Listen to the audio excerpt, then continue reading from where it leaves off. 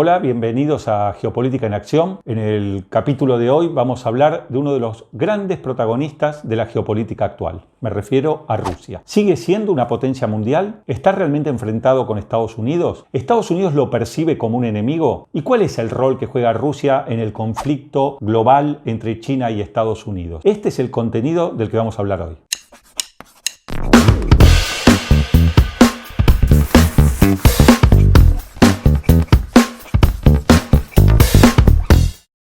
En el año 1991 se disolvió la Unión Soviética. Extinto imperio se repartió en casi 15 países. ¿Qué hizo Estados Unidos frente a ello? Miren, la respuesta es la misma que ocurrió en la Segunda Guerra Mundial. Y les voy a citar una frase de Truman, el presidente de Estados Unidos en el año 1945. Cuando le preguntaron cuál había sido el mayor logro de su gestión, él contestó: haber vencido a los enemigos de mi país y haberlos reincorporado al sistema internacional. Entonces, en lugar de incurrir en un revanchismo, le restringió su poder y le impuso su nuevo concepto de orden mundial, esto es, democracia y libre mercado. El pueblo ruso lo aceptó. Se debilitó el Estado ruso, se hicieron grandes privatizaciones, apareció una casta de oligarcas o multimillonarios globales que se hicieron cargo de esos recursos y poco a poco entonces Rusia fue perdiendo ese sentido de amenaza que tenía para la hegemonía norteamericana. Eso sí, conservó un enorme arsenal nuclear, el segundo más grande del mundo, y conservó también sus fuerzas armadas, aunque con menores recursos de lo que tenía antes. Con el cambio de milenio llegó Putin y Rusia cambió. Primero internamente, reconstituyó el Estado, estatizó empresas, bancos, modernizó sus fuerzas armadas, destinó fondos a tecnología militar y espacial. En realidad lo que estaba haciendo era devolviéndole al pueblo ruso el orgullo perdido y le generaba nuevamente la idea de poder reconstituir un imperio. En el plano exterior también intentaron recuperar su antiguo esplendor. Tomaron protagonismo frente a las ex repúblicas soviéticas y actuaron como una potencia regional. Después fueron expandiéndose por el resto del mundo. Pero Rusia no era la misma, estaba limitada económicamente. Podríamos decir que es un país del tercer mundo con el segundo arsenal nuclear. Llegamos entonces al actual conflicto global entre Estados Unidos y China. ¿Qué posición ha tomado Rusia? No se trata de una cuestión menor, porque el enorme arsenal militar que tiene puede desequilibrar según el lado que elija en el conflicto. Por supuesto, si a Rusia lo dejaran elegir, preferiría ser neutral y tratar de recibir los incentivos que cada uno de los contendientes intenta usar para acercarlo a sus posiciones. Pero esta situación no podrá mantenerse por mucho tiempo. La escalada del enfrentamiento lo obligará a tomar posición. La situación no está clara. Hay voces que sostienen que mantendrá su alianza con China y otras que dicen que terminará en una alianza con Estados Unidos. Veamos qué dicen los primeros, los que creen que Rusia va a mantener su sociedad con China. Después de casi 5 siglos de enfrentamientos militares, étnicos, económicos, ideológicos, China y Rusia se acercaron para conformar una especie de sociedad. China tendió los lazos para acercarse a su poderoso vecino con quien comparte miles de kilómetros. Sus economías son complementarias. Rusia le vende a China lo que China necesita. ¿Y qué le vende a Rusia? Principalmente energía, alimentos y tecnología militar. Y China a su vez le vende productos civiles con valor agregado. A través de grandes inversiones en Rusia, China construyó una serie de poliductos que le permiten llevar gas y petróleo desde Rusia hacia su propio país. Podríamos decir que ambos países dependen mutuamente del otro. Uno se asegura la sustentabilidad energética, China, y Rusia se asegura la sustentabilidad económica. China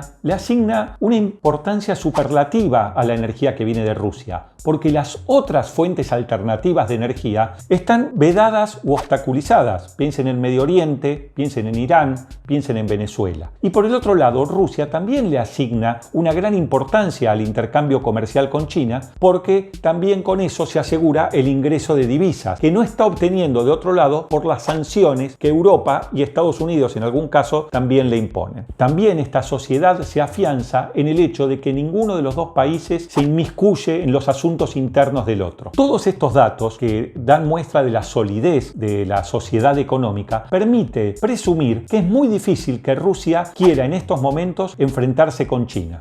Lo anterior permite considerar que, por lo menos desde un punto de vista económico, es poco probable que Rusia quiera entrar en un enfrentamiento contra China como lo pretende quizás Estados Unidos. Sobre todo que, no habiendo diversificado sus productos de los hidrocarburos, ha sufrido ahora el doble impacto de la baja de los precios del petróleo y del COVID-19, lo que hace que su economía tambalee. ¿Qué sostienen entonces los que piensan que es posible que Rusia se acerque a Estados Unidos para enfrentar a China? Se refieren, en primer lugar, a los enfrentamientos históricos que han tenido. El más reciente fue en la Guerra Fría, donde China se alió con Estados Unidos. También se refieren al expansionismo o al sentimiento imperial que tienen los rusos, que torna poco probable que quieran subordinarse en esta relación que tienen con China. Hasta los chinos saben que la actual sociedad que tienen con los rusos es una situación por lo menos extraña y que se debe sobre todo a las sanciones que la Unión Europea le está imponiendo a Rusia y que lo obliga entonces a acercarse un poco más a China. Pero la clave de la cuestión va a ser el rol protagónico que va a tener Rusia en el plano internacional. Porque tenemos que ser conscientes de algo. Si Rusia es un país débil, va a necesitar económicamente a China y es posible y probable que se subordine a China. Pero si Rusia va recuperando poco a poco su protagonismo internacional y se va haciendo más fuerte, ahí sí vuelve a ser una amenaza para China como lo fue en los últimos 500 años. Y entonces nos tenemos que preguntar, ¿Estados Unidos sabe esto? Por supuesto. Varios autores norteamericanos vienen planteando la necesidad de una Rusia fuerte desde la década del 90 del siglo pasado. Veamos entonces cuál ha sido la política norteamericana hacia Rusia. Ya explicamos que en 1991 se debilitó el poder ruso y que dejó de ser una amenaza para Estados Unidos y que poco a poco fue creciendo y fue tomando más protagonismo, sobre todo en el escenario regional. En el año 2014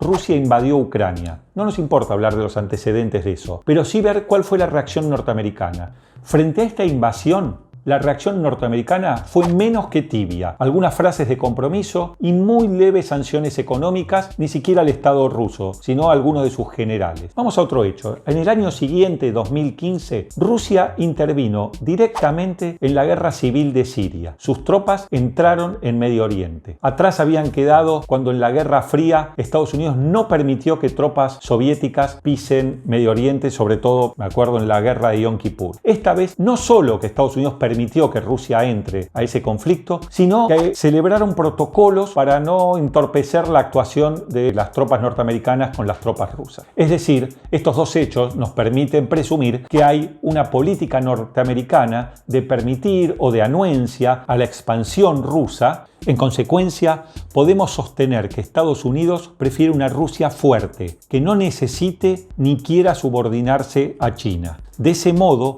puede impedir la temida alianza antinorteamericana entre China y Rusia. ¿Y qué opinan los vecinos de Rusia de este crecimiento? ¿Qué opina la Unión Europea?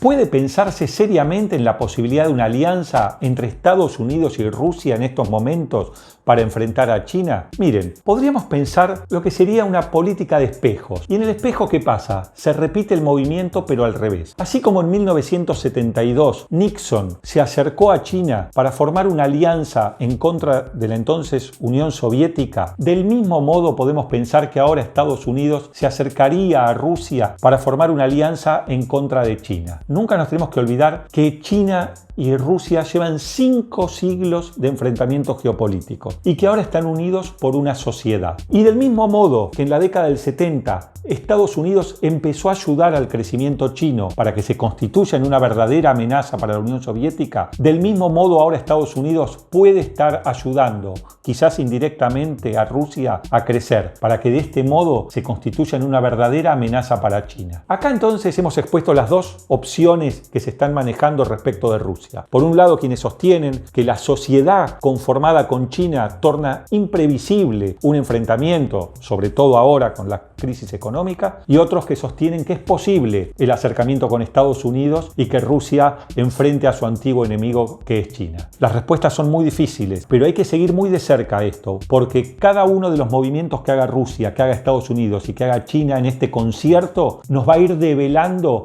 el resultado del conflicto. Yeah.